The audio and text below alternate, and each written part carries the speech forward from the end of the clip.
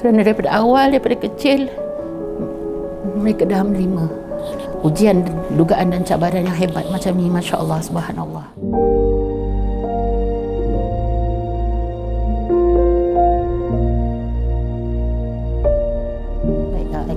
Aktiviti anak di sini, seawal pagi mereka dah bermula daripada jam 4.30 pagi.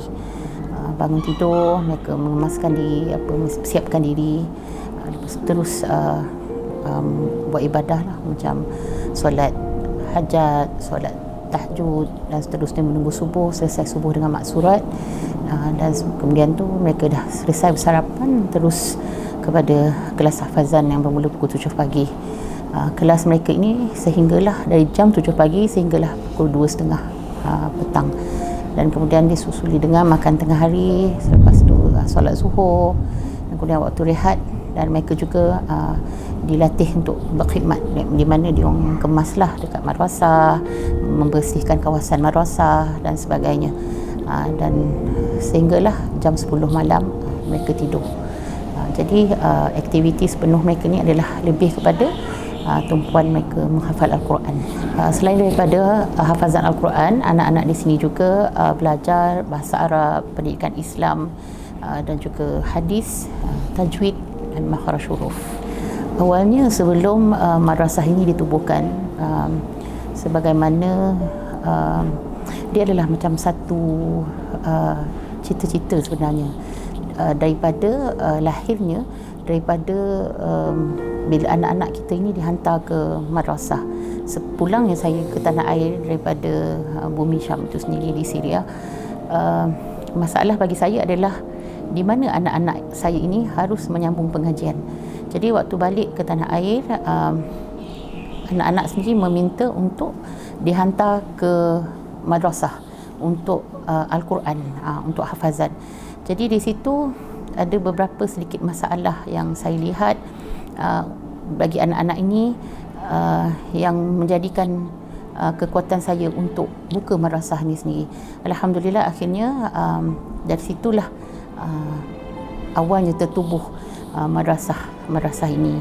Okey, pada awalnya apabila saya memikirkan untuk membuka madrasah ini, seperti mana pengasas-pengasas yang lain, madrasah yang saya tubuhkan ini adalah madrasah tahfiz penuh masa, dan tentunya pelajar-pelajar yang ingin menghafal Al-Quran adalah menjadi pelajar utama di madrasah ini. Tetapi lain pula, sebab yang kita tak sangka, di mana yang hadir untuk menjadi pelajar-pelajar saya itu adalah pelajar-pelajar yang subhanallah, masya-Allah, terdiri pada anak-anak yatim piatu yang tiada waris, dan mereka ini daripada usia yang sekecilnya, daripada 2 tahun, 3 tahun, 5 tahun. Pada awalnya pelajar paling rendah usia yang kita terima adalah daripada usia 10 tahun. Tetapi akhirnya bila kita melihat latar belakang anak-anak ini dengan kisah yang 1001 kisah, jadi adalah sangat terkesan dalam jiwa saya untuk akhirnya mengambil dan anak ini, dan ada di antara mereka ini diserahkan sepenuhnya menjadi pelajar tetap dan menjadi anak juga kepada saya akhirnya. Jadi di situlah kerana ihsan dan kesian kepada anak-anak ini, lebih-lebih lagi mereka yang tiada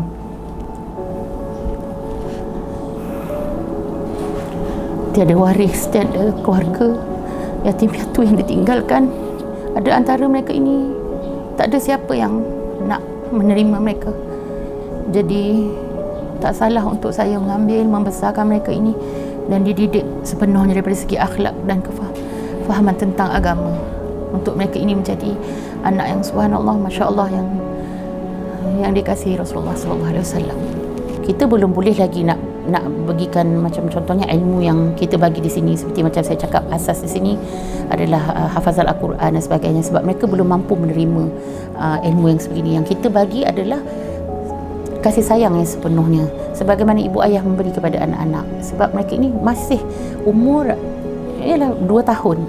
Jadi itu yang kita buat, yang kita beri, yang kita curahkan sepenuhnya, untuk agar mereka ini tak rasa kehilangan walaupun mereka kehilangan ibu ayah, tapi dia orang tak rasa. Dia orang akan rasa macam okey, dia orang lupa ibu ayah dia yang sebenar. Inilah apa yang mereka inginkan. Jadi subhanallah, daripada situ kita nak lahirkan emosi positif mereka ini sampai di satu tahap mereka akan boleh menerima siapakah diri mereka ini dan ujian kepada mereka ini.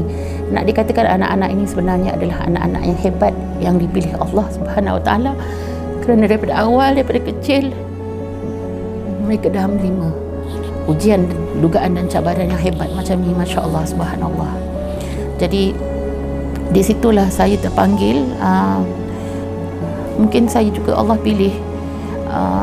Mengapa anak-anak ini dihantar di sini, selain memberikan didikan khusus untuk Al-Quran, untuk melahirkan generasi anak-anak yang mencintai Al-Quran, di mana kita tahu di saat akhir zaman ini, ya, anak-anak di luar sana leka dengan gadget-gadget, dan inilah masanya di awal usia kanak-kanak inilah saya nak hati mereka ini terpaut dengan Al-Quran. Jadi insya-Allah walaupun masih kecil, mereka bukannya kehilangan ibu ayah, tetapi subhanallah mereka masih ada Allah yang menyayangi, dan insya-Allah kasih sayang sesama antara kita nampaknya lagi besar di situ. Mereka ada kakak-kakak daripada kelompok, daripada kawan-kawan yang ini menjadi sebahagian keluarga buat diri mereka juga, masya-Allah. Memandangkan anak-anak di sini dihantar dari usia sekecil ini, jadi di madrasah inilah segala-galanya bagi mereka. Semua yang ada di madrasah ini adalah sebahagian daripada keluarga mereka, sudah menjadi keluarga tetap, bukan lagi keluarga angkat, kerana mereka membesar bersama-sama kami. Rakan-rakan sebaya, rakan-rakan yang ada di dalam madrasah ini adalah keluarga mereka juga, subhanallah. Jadi di madrasah ini adalah rumah membesarnya anak-anak ini hingga bila-bila masa, hinggalah mereka ini dewasa, sehinggalah mereka ini boleh berdikari dan membawa kehidupan diri mereka masing-masing, insya-Allah. Jadi dengan adanya madrasah tetap ini nanti, subhanallah, tidaklah hati saya rasa risau bagaimana anak ini membesar. Sedangkan dalam keadaan sekarang ini, apa yang sentiasa saya fikir, ya, apa-apa yang berlaku kepada saya, na'udzubillah, andai Allah ambil nyawa saya, bagaimana dengan keadaan anak-anak ini, di mana mereka akan pergi.